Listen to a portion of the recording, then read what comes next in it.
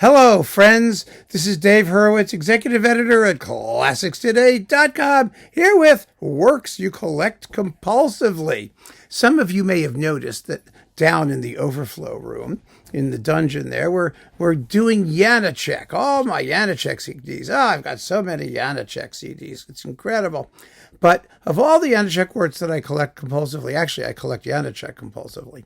All of his works, but really collect compulsively the two string quartets.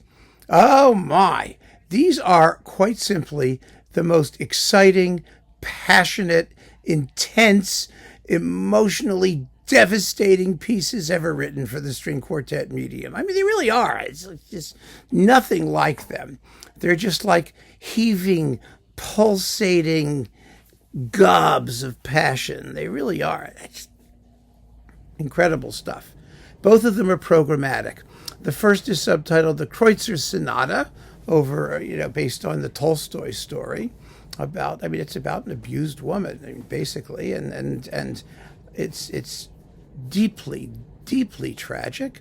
The second, Intimate Letters, is a musical embodiment of the zillions of love letters that Janacek wrote to Kamila Stoslova, who was his, she was a nice married lady with a kid, and he was in love with her.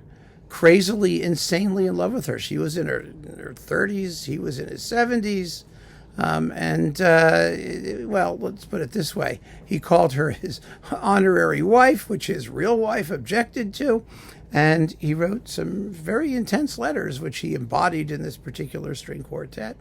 The music is just extraordinary. There's nothing like it in the repertoire, and so much fun to listen to. And I've seen them performed a few times, and they're just wow.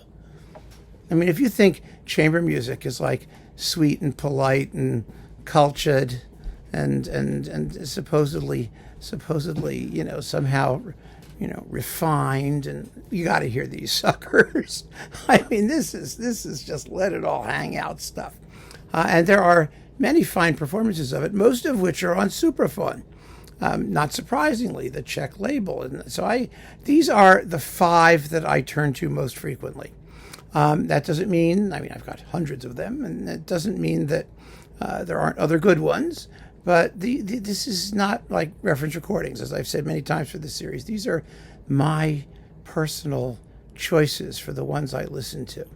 And in this particular case, they're usually coupled together on one disc, although sometimes, quartets have tried to mix it up by including other works, and sometimes it works. The problem is that these pieces are just so overwhelmingly characterful that they sort of blot out everything else that you put on the disc. They really do. It's not an easy thing to get away with, but you can. It can be done. Anyway, let's get started with these five. First, the Panocha Quartet on Supraphon. I have that sitting here. Here we go. It's on Supraphon. Oh my gosh, these are fantastic performances. They're not long works. Usually you do want to have a coupling of some kind because, the first quartet in this performance is a bit over 17 minutes, and the second quartet's 25 minutes. And that's usually about how they time out. So you're talking 42, 43 minutes for both of them. It doesn't make the most lengthy CD, but again, as always with Janacek, you get so much bang for your buck, that it's okay. Once they're done, you're just so emotionally drained anyway. So what do you expect? So there's that one. Then the Janacek Quartet plays the Janacek Quartet. Yes, there was a Janacek Quartet. Here it was on Supraphon. These were recorded in the 60s, 1963. And here they're coupled with Vyacheslav Novak's Quartet Number 2, which is a beautiful work, a wonderful work. It begins with a mysterious fugue, a la possibly Beethoven C-sharp minor, that thing. Anyway, these are classic performances, iconic performances, a little bit slower than the Panocha, maybe a touch less virtuosic, but just full of Czechosity and Czechness and Czechitude and all of those things. They're just wonderful. And then what else have we got? The Talich Quartet. Now, the Talich Quartet has had several incarnations of itself as time has gone on. The recording that I list here is the one on La Dolce Volta, the French label, which is superb. I mean, they've always been great, however, whoever was part of them. This one, I have that one. It's in the overflow room, I think, because I have this one upstairs, which is the Supraphon recording with the earlier version of the Talich Quartet, different personnel, but equally marvelous. And it's coupled with Youth Mladi, which is a wonderful coupling, the wind sextet, which is really quite cool.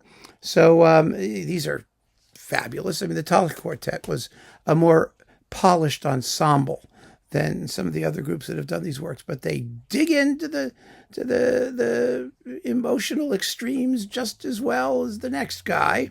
They really do. There's a moment in the third movement of the second quartet. There we go. I think I've got it. You know, where it's going da da da da da da da da da da da da do do do do do, and it just sort of fades away, and then all of a sudden, bang! The first violin screaming at the top of its register. I always listen to that moment just to see if it's shocking enough, you know, and they're definitely shocking enough. Then I've got a couple other versions, more recent ones anyway, because, you know, it's not like just old dead quartet people. There's the Takács Quartet on Hyperion, which is really marvelous. They really, really dig into it. And that only came out a few years ago. So that's really exciting that people are still playing these works and doing them so well. And then the Škampa Quartet on Supraphon, one of the young Czech string quartets. I mean, the Czech string quartet tradition is phenomenal. I mean, a lot of people also enjoy the Smetana Quartet in these works. They played from their own editions that they prepared, and their tempo choices were quite different from what everybody else does, especially in the finale of the second quartet. But you can never get enough of these pieces. You just can't. They are extraordinary, and I collect them compulsively.